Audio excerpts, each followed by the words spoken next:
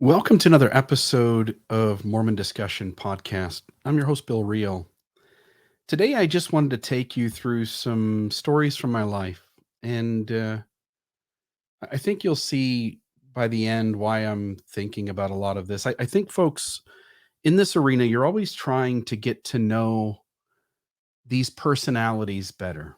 You know, John DeLynn and Lindsay Hansen Park, Radio Free Mormon, John Larson.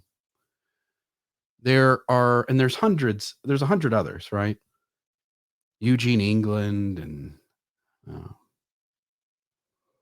Dan Vogel. And again, we go on and on. But I thought today I would share a lot of pieces of my life so that you could get to know me better. Some of these stories have been told in other podcasts, but a lot of these haven't. I probably have intimated some portion or part of them, but generally speaking, a lot of this stuff will be new to you. I I'm grateful really for the life that I've had, and it's been absolutely amazing to have lived out the life that I have. And if I go back to when I was a little kid, I lived on a dead end street. My parents were pretty poor. My mom was a nurse's aide, and my father worked in the asphalt business at an asphalt plant. But I think he started off maybe at a quarry or in the road maintenance division. And my parents didn't have a lot of money. If I go back and I look at the pictures of when I was a little kid, uh, you can tell that we didn't have access to the nicer clothes. I remember being a kid and some of my shoes, the kids made fun of me because they would talk about how my shoes were made out of plastic. And in all honesty, I remember like these shoes, and to some degree they were. But I didn't feel poor. I lived on a small street, again, maybe a half third of a mile long or so. And on that same street, I had uh, an uncle and an aunt, two cousins living in one house, just about three or four houses down from my home. And then further down the road, towards the other end of it, I had another uncle and aunt who lived with his or her parents, sorry, her parents, and had cousins that lived there as well. And so on this really cool street that I lived on, we spent time playing lots of sports, and that's really the thing we always played. My dad was very athletic, really good at baseball, but really athletic, and he loved sports. And him and my uncle, who lived a few houses down, almost every Sunday they would get together with all the kids in the neighborhood. Like I'd go out and I'd find, we had 6 or 7, 8 kids live on our street that were all about the same age. And we were always playing together. And every Sunday I'd try to get these kids gathered up. My dad would go like, "Look, if you get 8 kids, I'll come out and play backyard football." And so we'd work our tail end off to find 8 kids. Sometimes we had to call a friend or two outside the neighborhood. And then my dad and my uncle were the only 2 adults who played. But then they'd gather, several of us cousins and then other kids on the street that we were friends with, and we'd climb over a barbed wire fence and go into the Oakland Cemetery in Sandusky, Ohio, and there was a big spot of their land that wasn't used yet, and we would create a makeshift football field and we'd play backyard tackle football. And I was always the first or second kid taken, and I was really good. Um, I had this knack for catching everything, and I was a little bigger than the other kids, so I had this ability to kind of put my shoulder down and knock kids down, and but I wasn't fast. I was probably one of the slowest, if not the slowest kid on the field. But I was always taken very early when teams were picked. And I always saw that as I always was competitive. Like I have this, athletic competitiveness to me, and I had certain skills, but other things I really lacked. And I'm going to bounce around time wise. It's the only way I know how to put all these stories together. But my dad played baseball and I wanted to play baseball. And so I joined up, Atom League, which is the really early stages of organized baseball. The kids who are out in center field and they just aren't even paying attention. And that was me. I was a decent ball player, but I didn't really apply myself. I didn't really pay attention to what was going on. I was always somewhere else. I was always inside my head daydreaming. And my mom and my dad got frustrated when I was in Atom League. They got frustrated that I wasn't they could see from practicing with me that I was better than most of the kids. But because I didn't apply myself, because I was always daydreaming, I really was never dependable. And so the coaches would play, the coaches are always the fathers of other kids, and those kids played, and I always sat the bench for half a game. And so this went on for a year or two. And by the end of the second year, halfway through the season or so, my mom and my dad just pulled me off the team, and they kind of chewed out the coach and basically said, "Hey, we know our kid is really good at baseball, but you guys don't want to play him, and we're just not going to waste our time doing this if you're going to favor certain kids on the team and not favor some of the kids that actually have some talent." And it's the politics of sports. If anybody's ever had kids in athletics, you realize that certain kids get played more and other kids don't. And I say all that because it's easy. Some of you are going to go, "Bill, maybe you just weren't that good." And I would just ask you to hold on a moment while I finish the rest of the story, because I think you'll see that that's not the case. So then I get pulled off the team, and I don't know how old I am. I'm, 8 years old or something, 7 years old, something like that.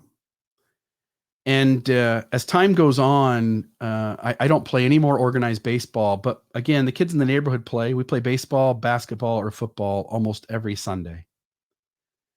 And again, I feel like I'm pretty good at football. I feel like I'm pretty good at baseball. But basketball, I loved to play, but I wasn't really that great at. When I turned 12, there were some kids at school that said, "Hey, Bill, you should think about playing baseball again." And so I signed up as a 12-year-old. That's the last year of Little League. It's for 10 to 12 years old. I sign up and I'm put on to a team. Poons is the name of the team, named after a pub/restaurant in my town. They were the sponsors. Of course, the way Little League works is all these companies sponsor teams. So you had Citizens Bank and the Exchange Club and Poons, all these various teams. And I joined as a 12-year-old who's played no organized baseball for 4 years. And I sit the first game, but over the course of, and I joined this team late. I joined the team like a week before their season starts. They had some kid drop off and they needed another player, and I signed up and paid the fee. So I get drafted by this team, and I don't play the first game. I sit half a game. I get like one at bat. I come in like at the 6th inning or something, play a couple innings and get one at bat. But over the course of the first 2 weeks, a week before the game and a week after that first game, I'm at practices and they can just see that I can hit the ball. So before long, I'm the cleanup hitter, and I end up leading the team in RBIs, hit a grand slam home run, and we end up winning the World Series. I'm the starting shortstop, and when the starting pitcher isn't pitching, he's the shortstop, and I played first base. And we win the World Series. I think we won it in 3 straight games, if I remember right. And I made the traveling all-star team. And I remember in one of my first at bats on the traveling all-star team, I hit an opposite field home run. One of the things too is I was sort of ambidextrous. When I was a little kid, I would try to color with my left hand, and my dad would always take the crayon out of my left hand and he would put it into my right hand, and he essentially forced me to be right-handed. And I got no negative about that. I'm a right-handed person, but I can dribble with both hands. I can throw a football really far left-handed, not as far as I can right-handed, but further than anybody else around that I ever knew could throw a ball with their non-dominant hand. I had the ability to switch hit in baseball. Never did it in organized baseball, but whenever we played pickup games, I would switch hit sometimes and could hit the cover off the ball. And I played football as well. I was the starting center, starting linebacker slash defensive tackle on my seventh and eighth grade football team. But towards the end of my eighth grade football year, last practice before the last game, I was running or like running backwards through those met meshes that you would try to get your feet into the holes, and it would essentially try to be teaching you speed and coordination. And something gave out in my right knee, and I tore my ACL, but I didn't know it. And I went maybe 6 months with a torn ACL, really bad one, by the way, where my knee would constantly pop out of place, and I would lay on the ground and extend my leg out as straight as I could and pop my knee back into place. I would continue to play backyard football, and I'd wrap it up each time, but it would always get hit by somebody. It would pop out of place, and I would try to pop it back in, and sometimes I couldn't. And my parents, when I was 12 years old, took me and my brother to Orlando, Florida, and we went to Disney World and Universal Studios and all of that stuff, MGM, Epcot Center. We did everything. My dad worked his way up to being the foreman of an asphalt plant, so he is the head guy. So that tells you the sort of work ethic my dad had. He never called off work, ever. Didn't matter how sick he was. I think I'm 43 years old, and I think my dad's probably called off work 4 times or less in his life. My mom went back to school to be an LPN, and she did that about the time I was 12 years old as well. And so my parents worked themselves. They just worked their asses off and got themselves to a point where they were a middle income family. And they sold this little tiny house that we had, this little dead end street we lived on. It was like a 700 square foot home. It was 2-bedroom, the tiniest of bedrooms, the tiniest dining room, tiniest kitchen, bathroom, living room, nice little backyard, a lot of fun back there. But they sold that house, and we lived in an apartment for a while. And when we were living in the apartment, I took a job with the restaurant next door because it was the owner of the restaurant who also owned the apartments, Dick Schuster, Perkins Pancake House in Sandusky, Ohio. And I started off as a busboy, making minimum wage then was $4.25.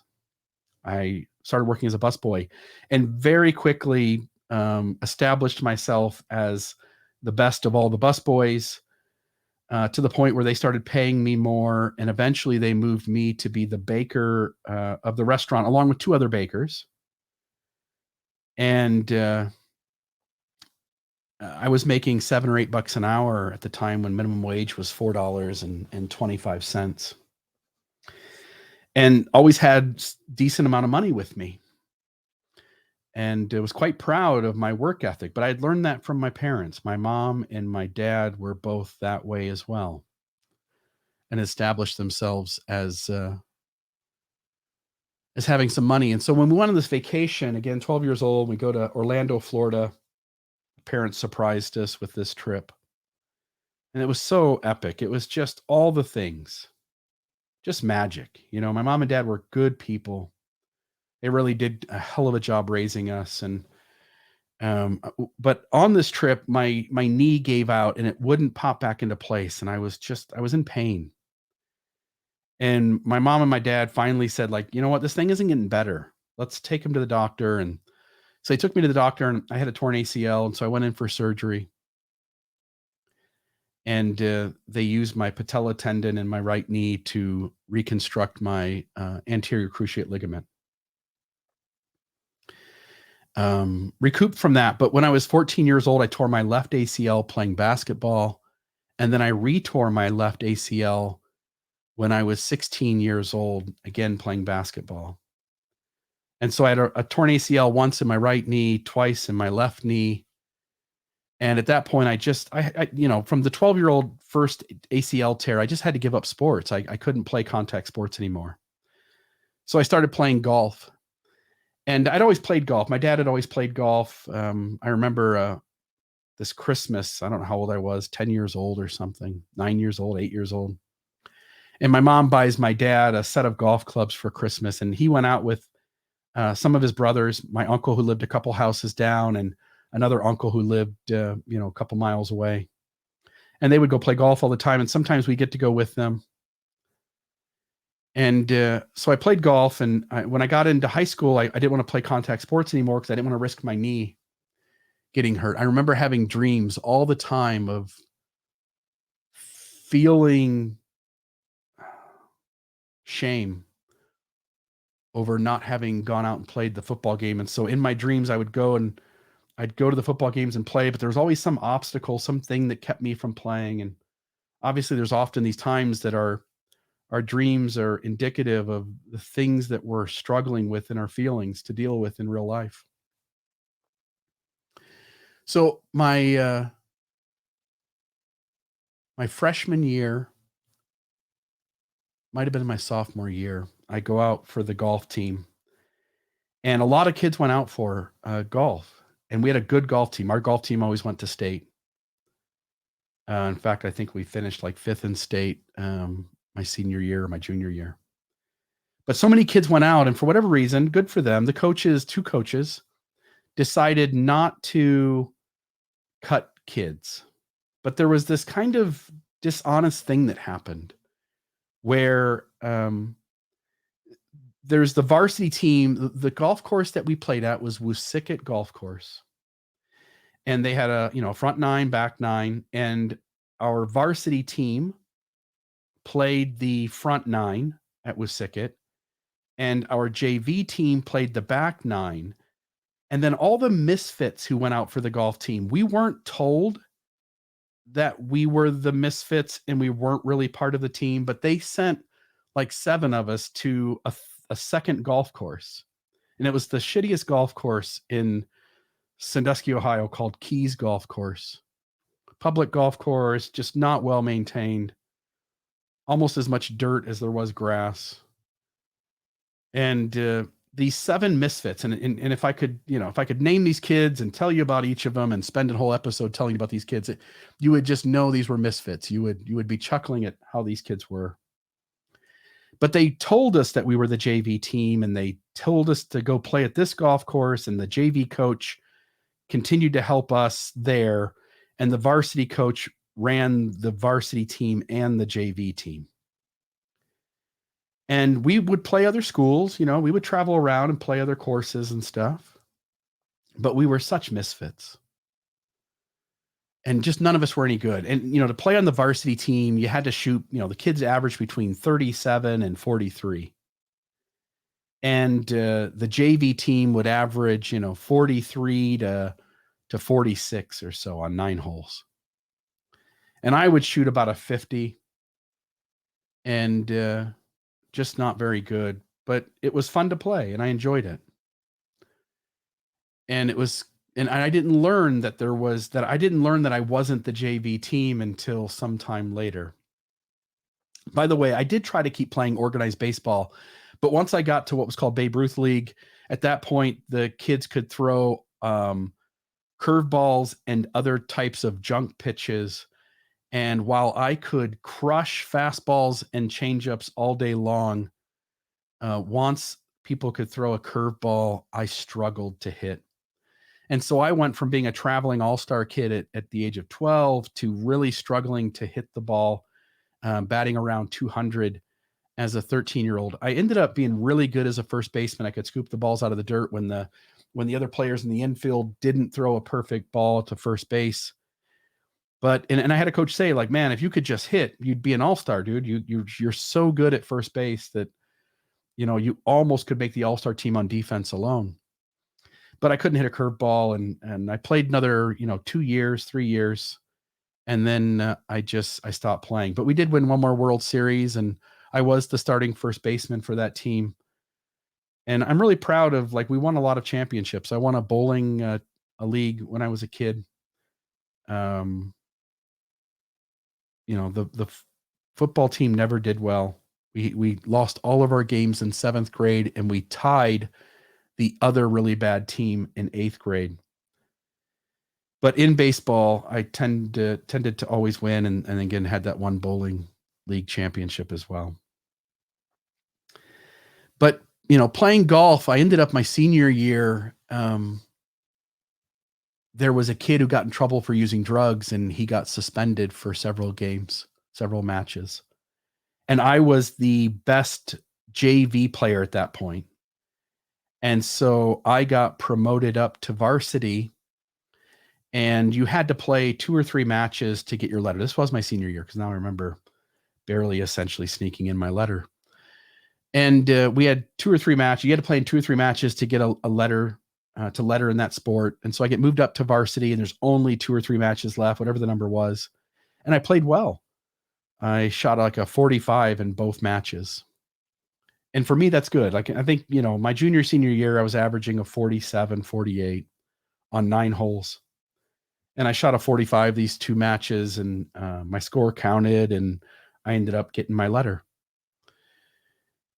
Which was cool. I was an athletic kid and competitive, but I was slow. And it was interesting to see kind of how all that played out in various sports.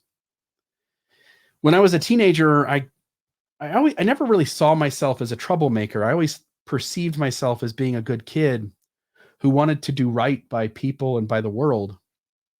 But I also wasn't very popular. I was kind of middle of the road. And when you're in the middle of the road, you get your fair share of being made fun of, and you get to avoid being made fun of by chipping in when others are making fun of someone else.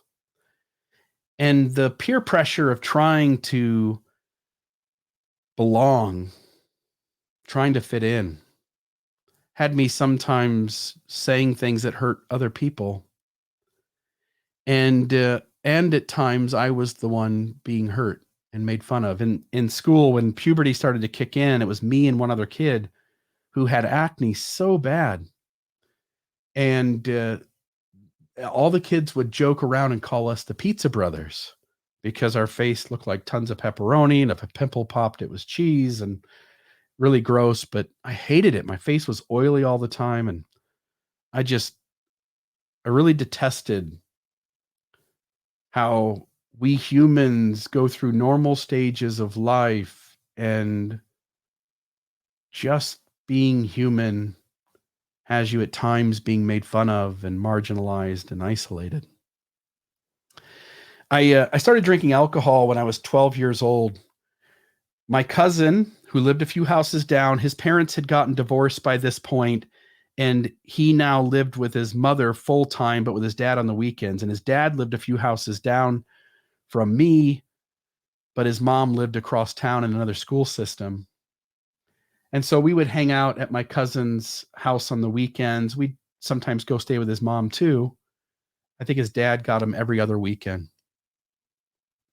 But we still had a ton of interaction with this cousin. I did, my brother did, and his sister, our other cousin. And we also had a best friend. His name was Carlos, and he lived in the other school system that my cousin was at most of the time. And we just formed this trio friendship, me, my cousin, and this best friend, Carlos. The 3 of us were inseparable. I could spend a whole podcast telling you about all the trouble we got into, but I do want to share like a few stories and talk about a little bit of this. But I started drinking at 12. We would stay at my cousin's mom's house, and she would buy a case of Busch Light for us. And her thinking was that if she put us into a safe space and we could experience these things, we wouldn't be doing these things in other places where we could get into trouble. By the way, I think she was right. But we would go over to her house, me, my cousin, my best friend. She'd have us a case of beer. We always liked Busch Light. And we'd drink 8 of them apiece. And we'd find a 4th person, and we'd play euchre. I remember writing a lot of poems around this time in my life, and I really liked my poetry. Don't have any of that anymore. Couldn't read any of that to you. But, and I'm sure it's shit, but at the time I thought I was really seriously beginning to form ideas in my head and finding ways to express myself and articulate ideas well. I was always smart. I'll talk about my education here in a minute. But my cousin, not my cousin, my best friend, he had two older brothers and decent age difference. And the oldest brother, anytime we wanted, he would go pick up beer for us and drop it off to us. And so we would get together on the weekends, and my best friend would have his brother drop us off a case of Busch Light. And again, if there were two of us, we'd drink 12 each. And if there were three of us, we'd drink 8 each. And we were just always hanging out, always doing fun things. I started selling drugs, started using weed when I was 14. I started selling weed when I was 16. I used LSD for the first time when I was 16 years old. I never thought of those experiences as bad. I realized I could get in trouble. I realized that what I was doing was against the law, but I never thought it was bad. And I knew that those experiences were deeply enjoyable. I felt a lot of connection with my friend group. I actually was my cousin's mother ended up moving from this other school system to a whole nother city township a little ways away called Margaretta Township. And so now my cousin was 20 minutes away from me rather than 10 minutes down the road. And I was really popular in his school system. I ended up taking on the nickname of Dollar Bill. And often these kids would come see me when they needed alcohol, and I would almost always have a case of beer in my trunk. And I was always making a lot of money because I made good money at my restaurant job. And then I took a second job with McDonald's, which is where I met my future wife. And so I had two jobs, one of them paying almost twice what minimum wage was when every other kid in my school was making minimum wage. And then I had the second job that I was also making, $4.50, $4.75 an hour or something.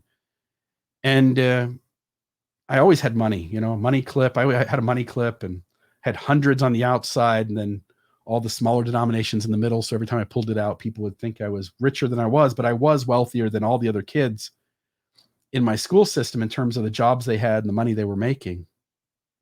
I had a really strong work ethic. Like my parents, I never missed work. I also had like an alarm clock in my head. Some people have this. There's our brains and our bodies are able to keep time to the point where I would always wake up a couple of minutes before an alarm clock was meant to go off. Or if I forgot to set an alarm clock, it didn't matter. I woke up and went to work, to the point where my cousins and my friends to this day will tell you that Bill seemed to have this knack for just always being responsible. His body and brain would wake him up whenever he needed to be somewhere, and he would go and go to work and carry out his job even after he partied till 3 a.m. When I was 14, 15, 16, this dead end street, at the other end of the street there was a arcade, go-kart track, putt-putt course. It was called Goofy Golf. The only thing they didn't have was batting cages, I think, and there was another spot in town that had all the things they did plus batting cages. But one of the things that we would do is that me and the other kids in the neighborhood, we would sneak down to Goofy Golf in the middle of the night, 3 a.m, and we would put their go-karts back on their go-kart track. And we found where they had their gasoline stored, and we would put gas into the go-karts if they were empty. But most of the time they weren't. Most of the time they had gas in them, and put them on the go-kart track. We'd start them up, and there was nothing else around. It was like a commercial area, and there was nothing else around but businesses that were closed. And we start these go-karts up, and we would just ride them around the track for an hour or two. So much fun. We would take their putt-putt balls out of the creek that people had hit the putt-putt balls into the water. We would collect those, and then we would take our golf clubs out into the field that we lived near. We lived right on the edge of the Erie County Fairgrounds. And in between the fairgrounds and my dead end street was just this big wide open field that we sometimes played baseball in, capture the flag. We built forts.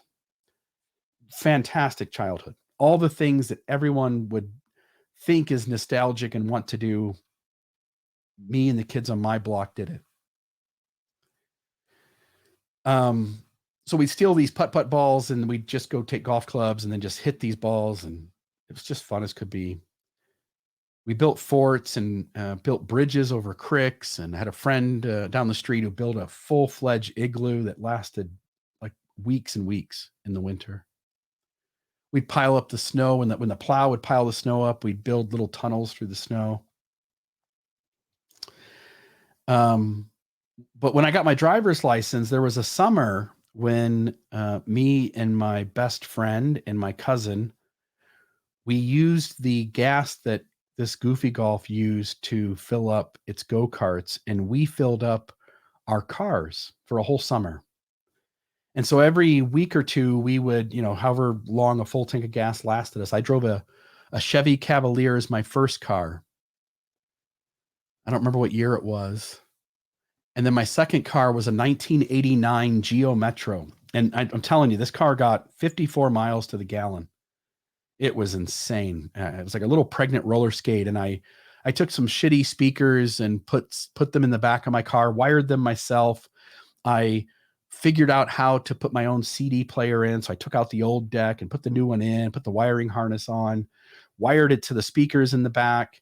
Didn't have an amp, so the speakers sounded like crap, but it was more bass than I would have had without them. And I had this car that got good gas. And whenever it ran out, me and my cousin, my best friend, we'd always go to Goofy Golf and fill up our cars with this free gas. Again, I was definitely doing something bad at this time, but I just thought it was, we're just kids being kids. And there were times where I would show up to fill up my car with gas, and my cousin or my best friend would show up at the exact same moment. We would pull in at the same time, scaring the hell out of each other, thinking the other person was a police officer. But in reality, we both had just run out of gas at the same time and went to fill up our cars at the same moment. And so we went an entire summer not paying for gas. We always tried to go to hotels to pick up girls, and my best friend was good looking. Carlos, he was Hispanic. He was just a good looking guy. He had no problem meeting girls and having opportunities to make out with them.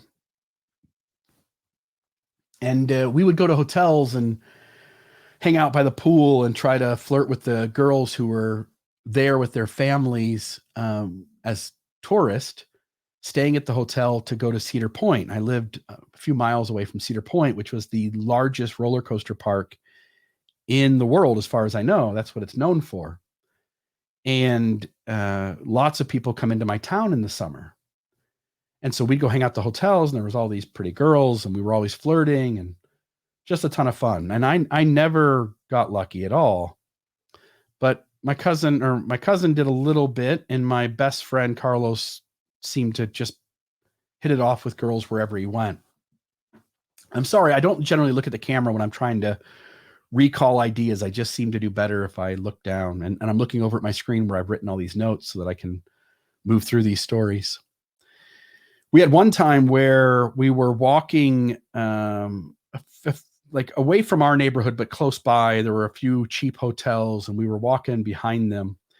And it was me, my cousin, my best friend, and up on the balcony of this 2-story, really it was a hotel or motel, I should say, but 2-story. And up on the second story at the balcony, there were these 3 girls, and they were college age, good looking.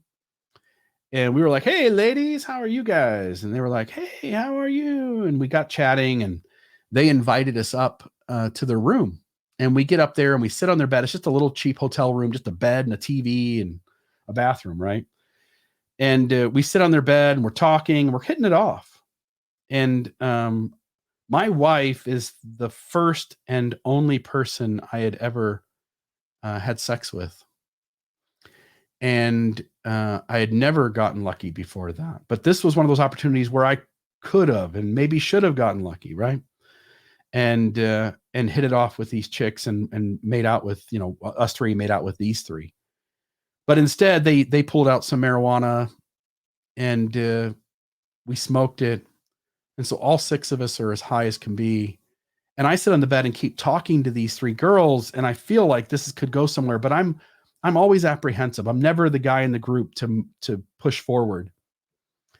I just always feared rejection and never felt safe being the leader. And my cousin and my best friend are sitting on the edge of the bed and they're high as can be, and they're just watching television. I can't remember what the show was, but Andy Griffith or whatever, something, reruns of MASH or whatever. But they're watching TV and they're too high to realize that, hey, there's 3 college girls here and they're interested in us. And if you two will just help this move along, these 3 chicks are going to make out with us 3. But it never happened.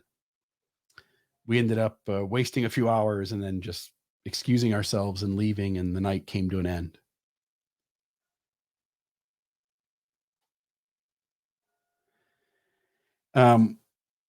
At one point when I'm 15 or 16 years old, we end up, my cousin, his stepsister, because his mom had divorced my uncle and remarried, and the guy she remarried was a Vietnam veteran, and he had 2 kids, and both those kids were significantly older than my cousin or me.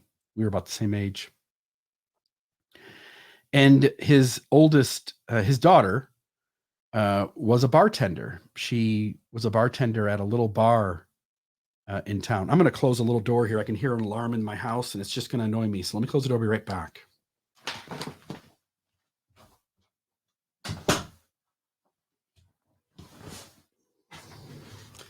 She was a bartender at a little tiny podunk bar in the middle of the out in the middle of nowhere. And it was a little bar. It had this like a U-shaped bar table, chairs all the way around it, and then she was in the center of that with all the liqueur and alcoholic beverages and things. And so my cousin tells me and my best friend, he goes, we can go to this bar. This is my stepsister. She'll serve us. And so by this point, my best friend is driving. I don't think I was driving yet. I'm 15 or 16 years old, but I don't have my license.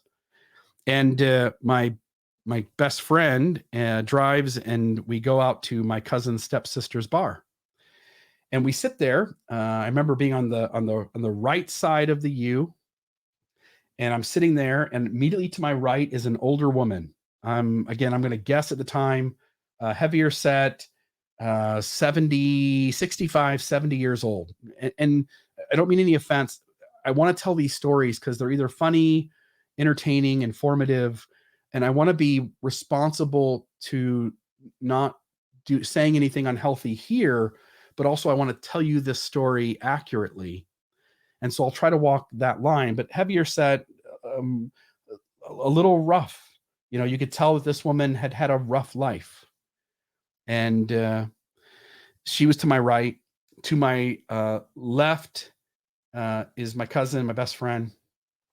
And Jeannie, who is the stepsister, comes over and says, "Hey, what can I get you guys?" And I said, "What do you think? What should I get?"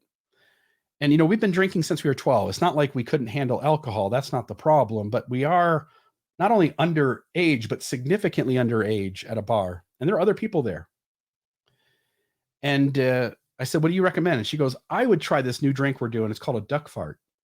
And I don't know what's in it. You can look it up. You can actually Google it. It is an actual real drink. But she makes it for me, and I drink it. And it's strong as can be, but it does have a little bit of like a chocolatey taste to it. It was really good. But I drank that, and then I had a beer, I think, and my cousin and my best friend are having drinks. And this lady sitting over to my right, and obviously you're seeing the mirror image, so you're seeing me point to my left. But this lady over to my right, she looks over at me and she goes, "How you doing tonight, young man?" And I said, I'm doing great. How about you?" She goes, "I'm doing good." She goes, "If you're interested, I would love to take you out into the parking lot and make you into a man." And I am totally caught off guard by this. And I look over and I'm like, and again, it's not that I didn't want to have sex or lose my virginity. It's that this is not the person I want that to happen with. I'm not attracted to this person in the least. And I just didn't want to do that. So I looked over, I said, "Ma'am," I said, "thank you, but I think I'm going to decline." And she must have been half in the bag because she immediately goes, "Do you wanna see my titties?"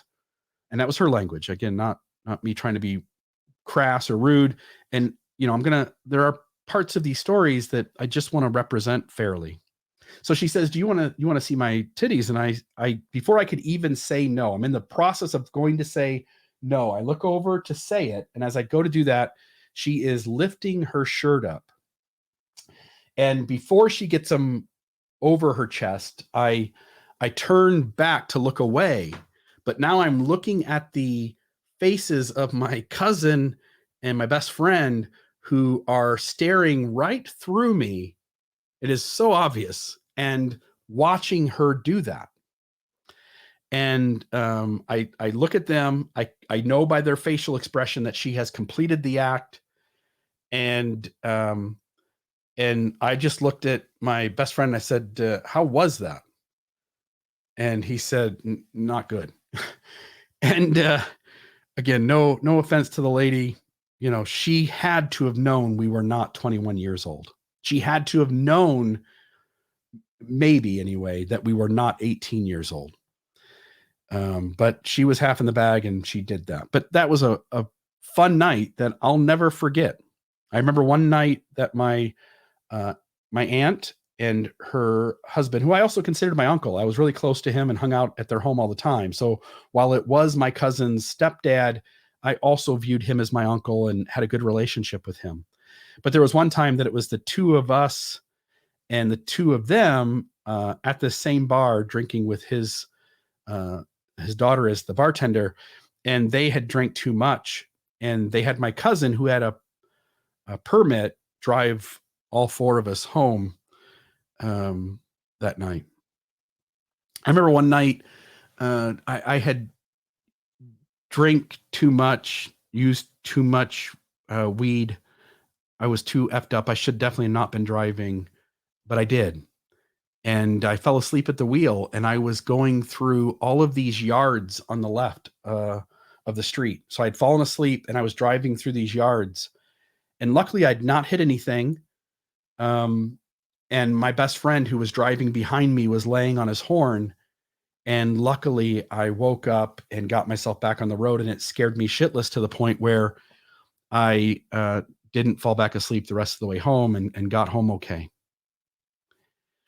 But I was telling you about we would go to these hotels and try to pick up girls, and we also were mischievous. So there was one night that we were going through the cars in the parking lot, seeing if any cars had open doors. And when we found one that did, we would take all the loose change out.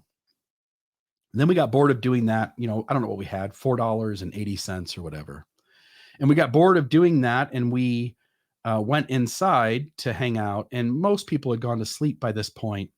And we obviously didn't look like we belonged, even though we thought we were being sly, to the point where a police officer came to the hotel at the behest of the hotel front desk person and began questioning us about why we were there and which room we were in. And we tried to say, we're in room 132. And immediately, the hotel clerk guy can figure out that that's not true. And the police officer ends up arresting us. Not really, but like he takes us into custody, he takes us into his police car, and he takes us to the police station. And I remember the police seats being plastic and hard. And I didn't know that till that moment. But I figured out why, like people being drunk and pissing in the back of a police car, like you need it to be hard so you can clean them off easy, and not when you're arresting people, allow people to piss all over your soft cloth seats. So they took us to the police station and took us into a holding room. It was like not a cell, but like a room, and there were hooks in the room where you could handcuff people to the room, to the benches in the room. But they just put us in there and had us sit there. And then my dad, who had to get up for work at like 4 a.m, 5 a.m to go to work, he comes and picks up all three of us and takes us back to our house. And we stay the night there, finish up our sleep basically. And my dad was so mad and pissed at us. So that that night had happened too. That reminds me of a story. Now I gotta go back in time. And again, I'm all over the place. I just hope you're enjoying these. I go back in time, and there was a moment where I'm a young kid. I don't know how old, 7 years old. It's Halloween, and me and my cousin, with my parents and his parents, who are not divorced yet, and my cousin and I dress up. We were both superheroes. One of us was Batman. I don't remember who the other one was, maybe Superman, but we were superheroes, and we went trick or treating. And when the trick or treating was done, my parents dropped the two of us off at a girl's house who was babysitting us. She was 16 or 17. She agreed to babysit us. She was a regular babysitter for my cousin. My aunt knew her. So she was watching us while my parents and my cousin's parents went out to a Halloween party, costume party. And while they were partying, the babysitter decides she's going to throw her own party. So she invites a bunch of friends over. There's alcohol. They get way too loud. I can so vaguely remember this event. But the police end up getting called, and they show up. And me and my cousin are just innocent bystanders, but this party's being broken up, and the police cannot have us staying at the party because this girl and the friends are all in trouble for their underage drinking and all kinds of things going on. So the police cannot leave us with this girl. And so they put me in the back of one police car, and they put my cousin in the back of the other, scared us shitless. We thought we were being arrested because we're little kids and we don't know any better, except that the police have taken us out to their cars and put us in the back and take us to the police station. And at the police station, they're trying to be nice to us while they figure out where my parents are. And they don't know where my parents are. My parents have gone to a party, but the babysitter doesn't exactly know where my parents and his parents are at. They take us to the police station. They're showing us around the jail cells, but we're crying because we think like we're arrested, we're in jail, because this is all so foreign to us. And what little understanding we have as kids about police and how things work is we got arrested. We're put in the police cars. We're now at the police station. We're being put in the jail cells. And in the meantime, they finally figure out where my parents are. And this cop walks into the bar where this costume party is being held. Everybody's in costume, and this cop walks in, and when he walks in the door, he's asking the people at the front door, "Hey, I'm trying to find a Mr. and Mrs. Real." Meanwhile, my dad sees somebody walk in dressed like a police officer, and loud enough so that everybody in the place can hear, he says, "Look there, some guy dressed as a pig." And immediately following, the guy then says, "Is there a Mr. or Mrs. Real here?" And my dad, with his tail between his legs, has to go up to this police officer who he's just called a pig and acknowledge that he's Mr. Real. And they explain the situation to him, and my dad comes to pick me up at the jail cell. We'd been there an hour, maybe an hour and a half, scared. And my dad, when he got there, he could quickly see that us two kids were scared to death and that it hadn't been handled appropriately. And he chewed out the police officers for not being more aware and sensitive to how these kids would have perceived all of this. I'm going to skip now to kind of education. When I went to school, I'm a smart person. I don't mean that as bragging. People have been following this podcast long enough to know that that there's a certain level of intelligence and a certain level of information retainment that I have. When I was in school, my grades were never good, never bad, but never good. I was always just kind of a C student. But I don't know what grade it was, 3rd grade, 4th grade, whatever it is, they did the standardized IQ testing. And so everybody would take an IQ test, and they would, a hearing test, vision test, you take an IQ test. And when the day came to give every kid their IQ results, everybody was looking to this kid in my class, Andy Walker, because Andy was thought of by everyone in the class as this is the smartest kid. And as they hand back the results, I open mine up. I look over at his, and his is like a 141 or 142. And when I open mine up, I've got an IQ, it says, of 145. And throughout my life, whenever I've done IQ test, either ones in school or just me and my brother or my dad taking them at home to kind of like compete against each other, I always scored between like a 132 and a 145. And generally, like, I don't know what Mensa is, but I would say I'm just below that. I'm certainly not those guys. Those guys are just so brilliant.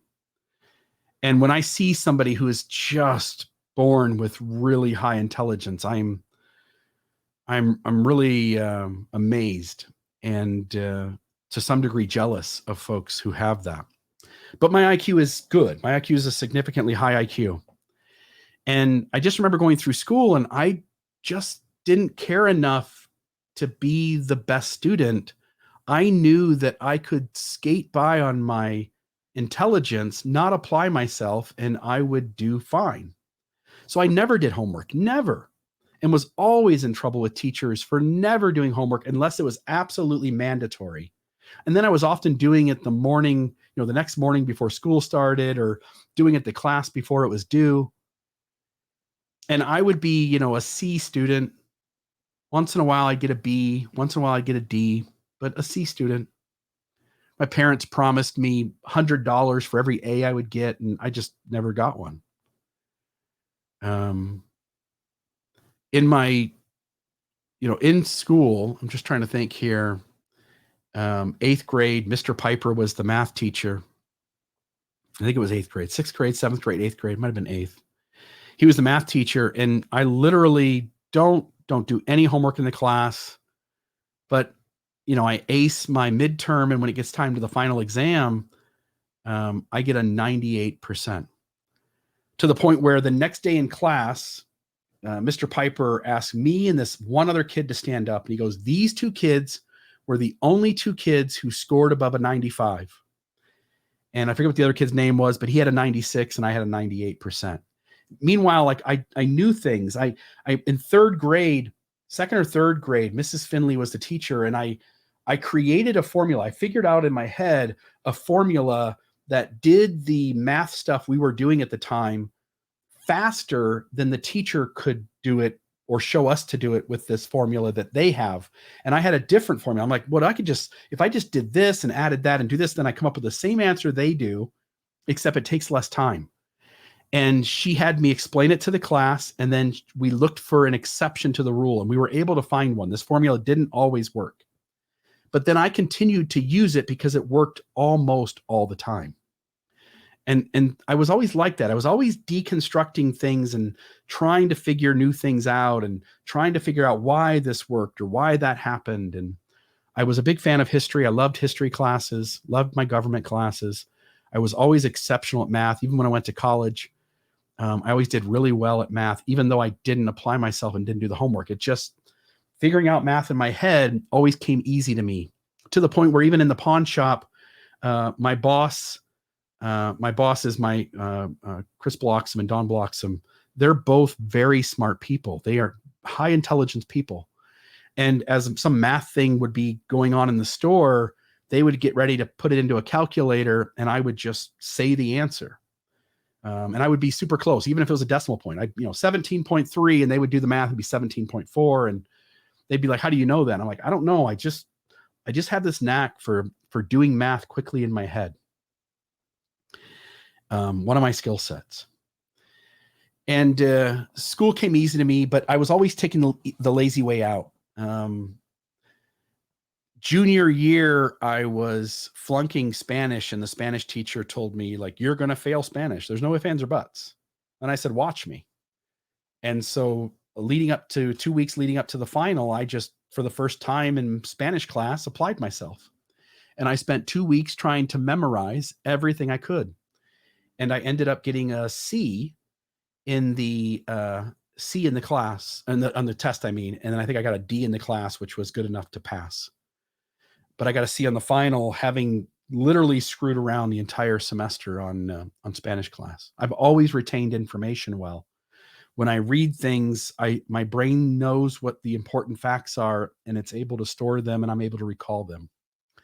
I had a 2.5 in high school. I ended up going to Bowling Green State University, their Firelands campus, which used to just be a community college. But then Bowling Green State University essentially bought it out and made it a second campus of their school. And I went there to be an elementary teacher, so I took the education program. 2.5 in high school. I would cheat on tests at times. I had I'm going to take it here, but the pens in school were the clear ones, and we would screw off the top, me and a couple of other kids, and we would write our notes super small, roll it up into like a circular shape, and then stick it down into the pen so that when you did your test, you could see the answers there. And I used that a few times and cheated, but had a 2.5 in high school. And then I went to Bowling Green State University. I'm 3.5 years into my education program, and I've got a 2.9.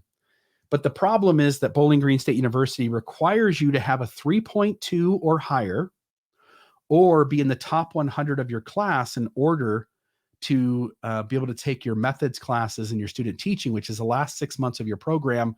And that is the last step before you actually become a teacher.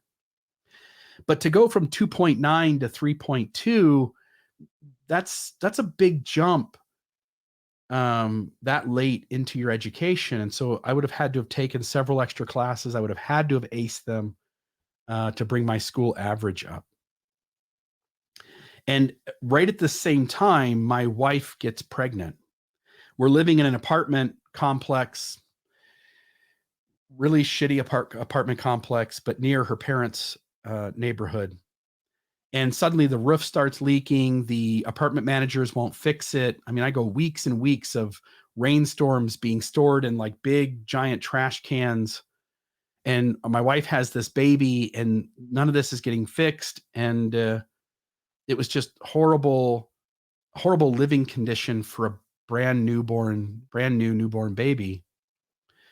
And I realized that my education wasn't going the way I wanted. And I went to another school just to sit down with their counselors, essentially, to see if I could transfer. And it was Ashland University, which was like an hour away from me.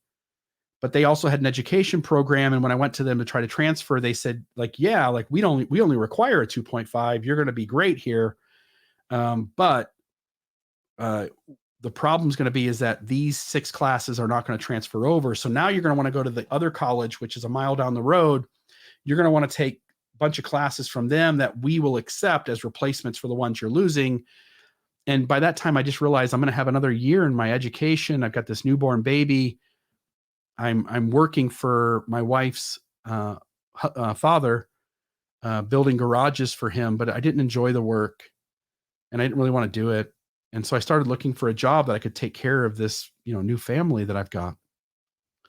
And so I found a floor covering store that was hiring, and I went and did the interview and got hired. And so I worked there, but I'm not good at it. I'm no good at doing it because, and it's because this thing that's always carried with me, which is when rubber meets the road and it's time to apply myself, I would. If my brain needs to be on in this moment, then it will be on, and I will do fine at whatever task is in front of me. But if I don't have to have my brain on, I won't. I'll skirt by. I will just take it easy. It's the way I'm programmed. If things can be accomplished relatively easily, that's what I'll do. And this job, you could leave your brain off almost all the time. But every once in a while, you had to catch the details.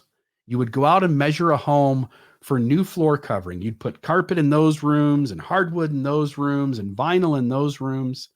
And you had to know what the substrate was. You had to know what we were going to do and how we were going to handle the trim around the floor. We had to know what kind of tools to bring if it's a concrete floor, and other kinds of tools we bring if it's a wood floor. And you had carpets that had patterns to them, and you had to match things up. And I just didn't have my brain on all the time. and I wasn't very good at this job. And on top of that, I'd been there 16 years and was still the lowest seniority salesperson on staff. And on top of that, I was bullied. There was an older guy there. He was in his 50s when I started and 60s by the time I left. And he just didn't like me. And I don't know why. And he would just bully me. He would pull my chair out when I went to sit down. He would take phone call notes that when there was a phone call for me and the note was written out like, "Hey, Bill, call the Johnsons back about their carpet order." And he would take that and he would tape it somewhere underneath things on my desk and then put stuff on top. And so it would take me sometimes half a day that I would finally find the note. So he was trying to sabotage me. And I would go to my boss and I would say like, "Hey, anything you can do about this? Because there any way you can like this guy is treating me like shit, and this just doesn't seem like it's should be tolerated." And he would come back to me and go, "Yeah, I can't really do anything. That guy started here before I was even born," and that was true.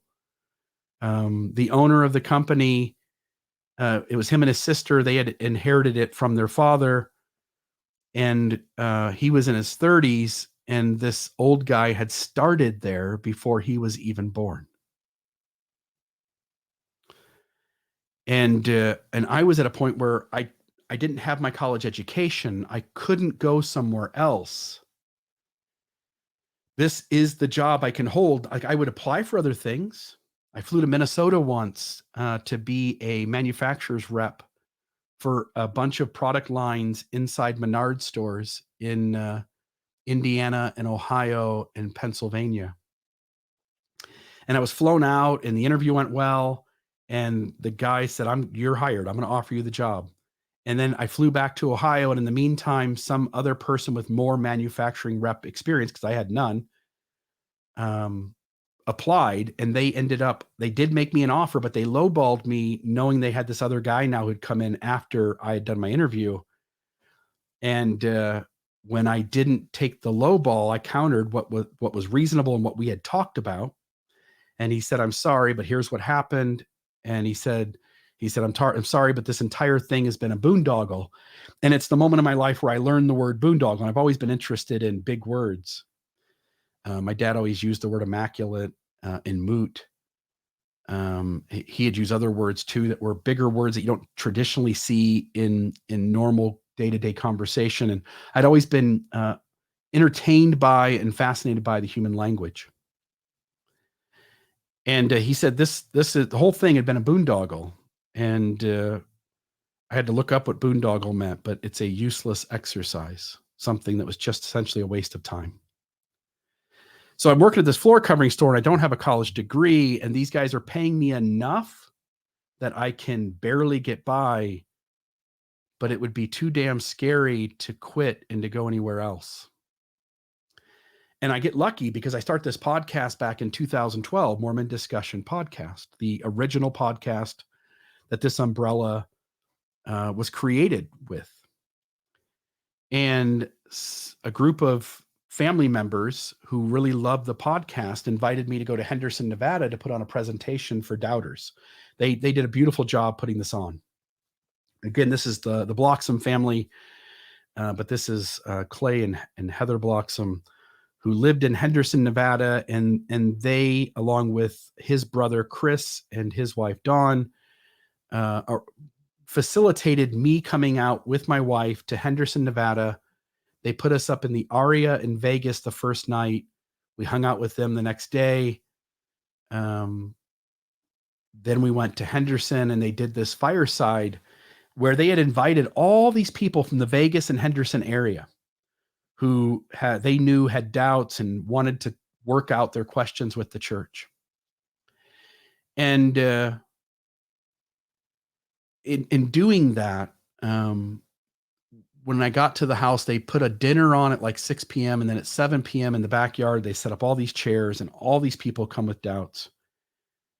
And they give me a chance to kind of give a little brief intro, and then we open it up to a Q&A. And these, I don't know how many people were there, 40 or 50 maybe. and they're all sitting in these chairs and they're all asking questions. Book of Abraham, treasure digging, polygamy, all of it, Kinderhook play, all of it. And um, my way of handling those things was to absolutely treat the doubter as, you're not crazy. This shit doesn't add up. And I'm going to give you the apologetics. I'm going to explain to you how the apologists deal with it. I'm going to tell you that that's the way I lean. I lean towards trying to make this work because I want to be Mormon. But I will not say a negative thing about you and how you're handling all of this.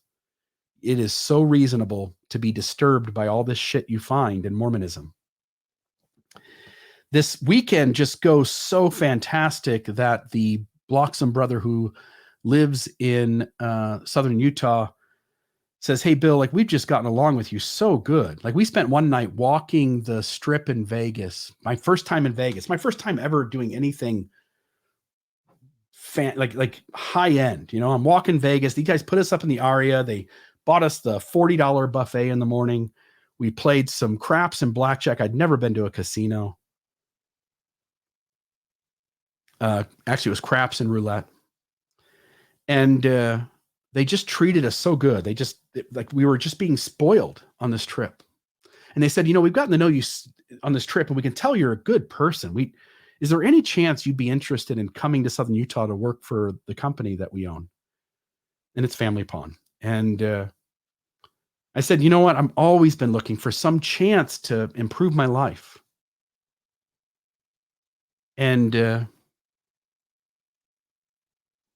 that's you know, that's what happens is they treat us so good, and we throw numbers around, and me and my wife talk about it over a couple of nights, and we agree to what they could pay us.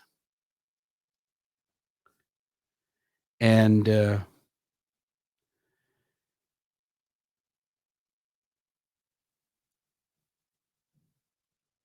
ended up taking us, bringing us to Southern Utah for like a 3-day tryout. And I hated the job. I hated being on my feet. I learned it quick. Like, they were like, man, you really understand this computer system. And we're only on the afternoon of day one. So they could tell I was going to be good at it. And they said, hey, you know what? If you want this job, here's, you know, we're trying it out for 3 days. Let us know. Meanwhile, the wives took my wife around and showed some of the houses and properties that were available so we could get a feel of how far our money could go. And I hated it, but it was the once in a lifetime chance for me to get out of the rut that I was in. So I agreed to take the job. And on the way back to the airport, they put us on the payroll and said, hey, we're going to start you on payroll right now. Go back home, put your 2-week notice in, you know, whatever you need, we'll pay for the U-Haul to bring you out here. They spoiled us to death to make this happen. And they went above and beyond to get us out there. I went back home and went into my flooring store job the next day. And I took this brother and sister who owned the store. I said, can I talk to you guys for a minute? We went in the office and I said, hey, well, I was out in Utah. I got a job opportunity. And, you know, here's what it is. Here's what it pays. But, you know, I don't like to change. I don't like to try new things. I'm scared. So, and I didn't say it that way. I said it in a way that was intelligent and not showing my cards exactly. But basically, like, hey, if you guys want to keep me, what, like, please, by all means, make me an offer.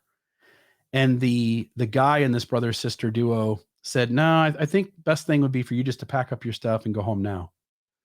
And so I did. I packed up my stuff. Felt so much shame doing that. I'd been there 16 years. I never expected them to just immediately let me go. And you could see the sister was disturbed, but the brother is the stronger voice. And they said, like, you can just take off today. Just go ahead and pack up your stuff and go. And so I packed up my things, drove home, packed up my clothes, went to Walmart, bought a few snacks, including a bunch of like tuna fish and crackers. And then told my wife, like, I'm going to go, I'm going to go the next morning and drive to Utah and start this new job so that we don't have a moment of not doing the right thing here. So I ended up next morning driving to Utah. I stopped. It's a 24-hour drive. It took me 30 hours to get there because I stopped at a rest area and slept for 5 hours. And then I stopped in Colorado at a restaurant and had a breakfast. had one paid meal the whole way there. Otherwise, I just ate tuna fish and crackers and tried to get there as quick as I could. And then I took the rest of that day off when I got to Utah. And then the next day I started at Family Pond and lived with my new boss for a few days. And then I moved in with some friends that we had back in Ohio, but who had moved to Laverca, Utah, and about a half hour away from where I would work. And I moved in with them for about a month until my wife and kids had packed up the house and moved out with me. So there's that. I started the podcast back in 2012 because I was a sitting bishop in Ohio, and I reached out to John Dehlin. He had just interviewed Brant Gardner and talked about the translation method of the Book of Mormon. Brant had just published his book on that. And I just found Dehlin's podcast so interesting, so intriguing. Like, he was sitting down with Bushman and Terrell Givens, and now here's Brant Gardner. And I just went through all the ones I thought were interesting, mostly historical type conversations. And I found, Bushman being so honest about the mess. And I was like, man, up until this moment, I've never heard anybody talking about the things that I knew existed, because I'd been reading about them even before I was baptized. And then I heard Terrell Givens, and I'm like, man, this guy describes a nuanced Mormonism that gives me room to breathe. I'm going to go ahead and this is my Mormonism. And so if you go back and listen to the early episodes of Mormon Discussion, for instance, you'll see I created an episode called True and Living Church, where I took several concepts that Terrell Givens had discussed in that John Dehlin conversation. I remember I was traveling over, I'd already listened to it. Again, I started the podcast. We'll kind of explain this, but I started listening to Dehlin. I'm a sitting bishop, and Dehlin interviews me. But then later on, when I start my own podcast, the Terrell Givens conversation with Dehlin, I was traveling on a ferry over to an island, because I worked in Port Clinton, Ohio. You hear Kara Burrell talk about how her family lived in Port Clinton. And because I lived in Sandusky and worked in Port Clinton, Kara saw me, because I lived in the same area she lived in, as a trusted source. And it's the reason that she gave my material a chance. But when I worked at Port Clinton at that Young's floor covering store, I was sometimes responsible to travel over on the ferry and go to the islands and measure Middle Bass Island, Put-in-Bay Island, Kelly's Island. And it gave me a beautiful chance to listen to podcasts. And it's all I did. I listened to all these BYU talks and conference talks. And I just always was wanting to fill my brain with Mormonism. And it worked out great. At the end of the day, I wouldn't change a goddamn thing. But it helped me to know Mormonism inside and out. I just knew the things that only the top 15 or 20 people in Mormonism know. And I'm sorry about that. My wife is sending some text messages. But I remember re-listening to that Terrell Givens and writing out all the cool concepts from that conversation, and then creating the episode, The True and Living Church, when I try to create a space for a nuanced Mormonism rather than this old McConkie, Joseph Fielding Smith bullshit. And 2012, I start the podcast because I'm listening to all of this Dehlin material. He interviews Brant Gardner, and you could see John was starting to get more and more agitated. And as he did the Brant Gardner interview, it's the first time I really see him pushing back and being a little bit of a negative emotional energy. And so I email him. I go, hey, John Dehlin, my name's Bill Reel. I'm a sitting bishop, and I just think your podcast is amazing, but I wish you could figure out a way to be more faithful, more positive. And John messaged me back and said, you're a sitting bishop. I'd love to interview you. And so he did. And if you go back and you listen to, I don't know what those earliest ones are. I can look them up here real quick. I just type in bishop.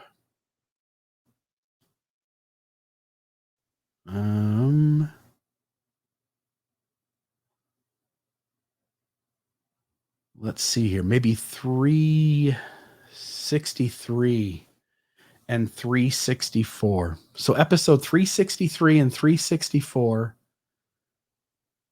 Bishop Bill Reel on being a Mormon bishop, a critique of Mormon stories and resolving faith struggles. And as I listened to that as I participated in that interview with John DeLynn on Mormon stories, I just realized like maybe this podcast thing isn't that hard. And I went to Walmart afterward. I thought about it for a day or two, went to Walmart afterward, bought a Logitech headset and mic, and signed up to do a podcast on Podbean, and started recording episodes. And I started with things that I was really interested by, which was the kind of plan of salvation, the role of grace, because I'd read a lot of Stephen Robinson and Brad Wilcox, Robert Millett, and I was really intrigued by that perception of grace, which was much more beautiful and loving and inclusive, but very different from anything that had been said inside of Mormon channels, authoritative and correlated Mormon channels. And so I started recording episodes, and by episode 4 or 5, I start getting messages from people who are listening who say, man, I really like what you're doing. One of those, by the way, was Brittany Hartley. She was one of the very first people who messaged me. And today she's my co-host on the Almost Awakened podcast. In 2014, we turned the podcast into a nonprofit. Sometime in that range, I do the episode Our Bad Days, which I need to go back and listen to, but it was one that people really gravitated towards. It's when donations started to come in a little bit. I think I raised maybe $10,000 that year. We become a nonprofit. And at that same year, the Bloxhams bring me out to Henderson, Nevada to put on the Fireside. Chris and Don Bloxham offer me a job. 2015, April, I think, is when we actually move out to Utah. And I just want to say like how beautiful all of this has been. If you would have sat down and said, hey, Bill, from that moment you went to that presentation in Henderson that you put on, if you could write out how your life would go from that moment forward, and you said, like, let's write out 1,000 ways it could go, it has absolutely no ifs, ands, or buts gone the best way. It has been the best way it could have gone. And if you said, Bill, like, let's hop in a time machine and go back in time, and let's let you talk to your younger self, and you can tell him to do anything different. And I'll tell you right now, I would go back in time maybe to go find a good sandwich at a restaurant that closed or something, but I wouldn't bother my younger self at all, because I wouldn't want a single damn thing to change.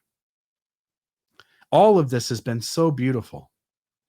And I just want to kind of wrap up saying that I'm honored to be a voice in this community.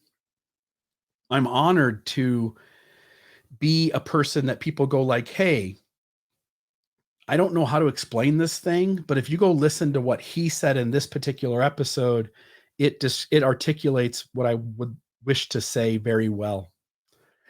And so I've been really proud of the life that this has been. I've been really proud to be in this space where I help people unravel the messiness of Mormonism. And I will spend the rest of my life trying to help people make sense of this thing. And I really hope that we produce a ton of great content going forward, because I know there's a hell of a lot of great content behind me. I've been lucky too. There have been moments along this journey where I got burned out and I was just about on the verge to quit.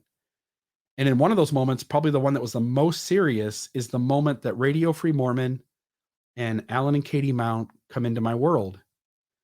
And what I realized was I said, what if like John had a thoughtful faith with Gina Colvin, and Mormon Matters with Dan Witherspoon. And I always knew there was wisdom in not reinventing the wheel. Always see what works and take things that work and utilize them. And so I thought this formula of having other podcasters within an umbrella gives you more longevity. And I have been lucky enough to have Alan and Katie come along with Marriage on a Tightrope. RFM to come along and start Radio Free Mormon.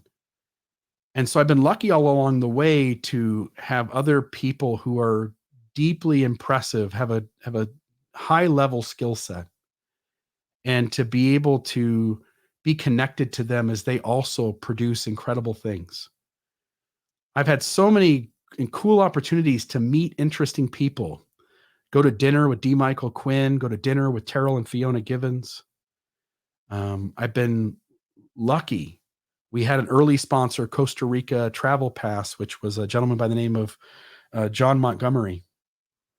And John was a huge supporter of our podcast early on. He sponsored us, and before we were a nonprofit, we ran advertising for the Costa Rica Travel Pass. And then, the pawn shop at places along the way has been quite an employment opportunity, because the Bloxhams always gave me room to do the podcast and work there at the same time. So on days when work was slow, I was free to use that free time to prepare and carry out content and to run the administrative side of this nonprofit. I've been lucky to just know people, to know people like Jonathan Streeter and Lindsay Hansen Park.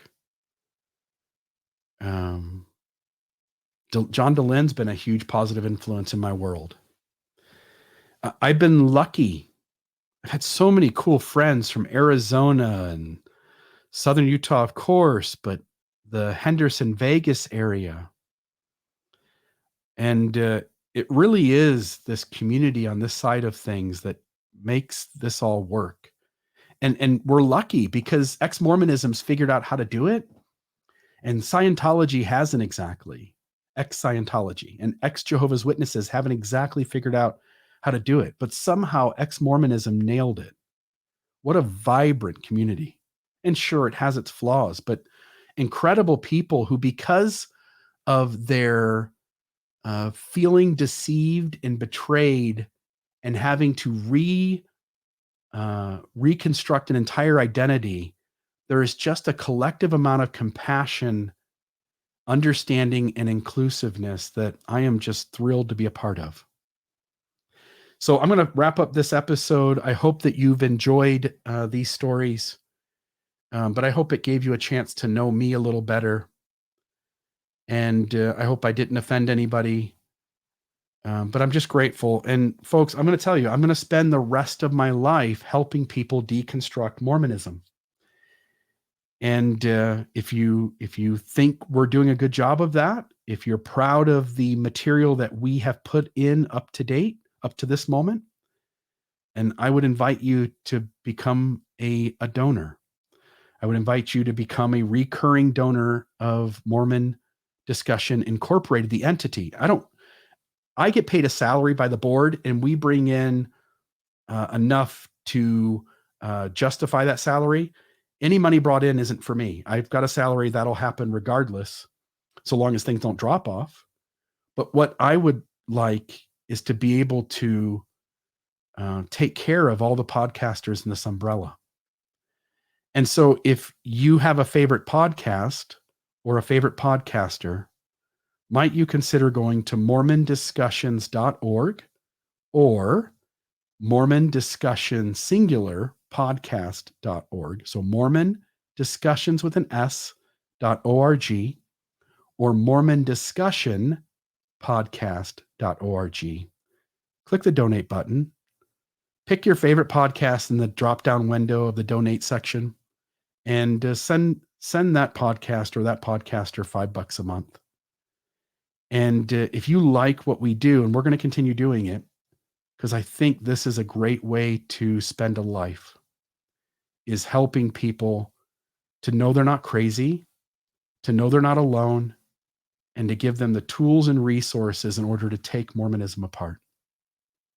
And I hope that as you get to know me and the other podcasters under this umbrella, that you'll recognize that they're pretty damn good humans. And they're worthy of your trust, and they're worthy of you taking the things that they say seriously.